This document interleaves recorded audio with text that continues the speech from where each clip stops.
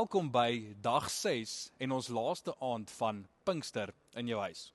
Vanaand se tema is wees gevul met die Gees. En ons lees daarvan baie mooi in Efesiërs 5 vers 18 tot 19.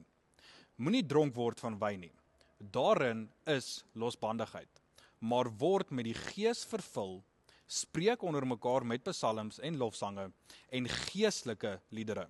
En sing en psalms sing in julle hart tot eer van die Here. So Paulus skryf hier en hy lê klem op die volgende idee. Ons as Christene moet ononderbroke vervul word met die Heilige Gees en nie met die wêreld nie. Die vervulling is nie 'n eenmalige ding nie en hy maak dit duidelik dat dit 'n ding is wat dag na dag moet gebeur. Van julle vra dalk, sit dalk daarso en wonder by julle self, wat beteken dit om gevul te word deur die Heilige Gees? Dit beteken eenvoudig die volgende: dat ek al my gedagtes en dade sal laat beïnvloed deur God.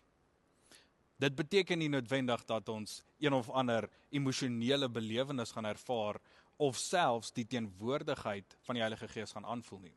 Maar dit beteken wel die volgende: dat ek vir God ken in al my weë. Dit beteken my daaglikse besluite en die manier hoe ek my lewe lewe.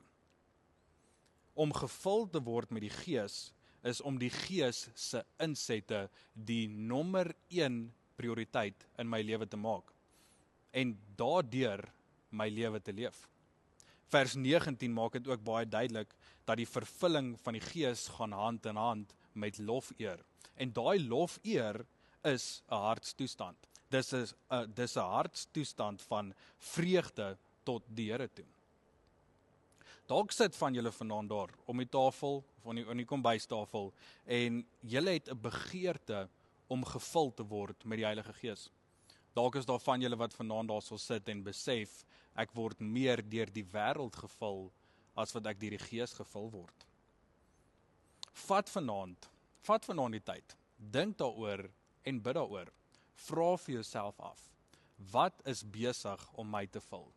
Word ek gevul deur die wêreld en die wêreldse instansies en dit wat in die wêreld aangaan, of is God my bron? Word ek deur God vervul? Kom ons bid ook vanaand saam en vra God dat elke liewe een dag na dag na dag gevul sal word met die Gees van God. Ek bid dat almal vanaand 'n geseënde aand sal hê.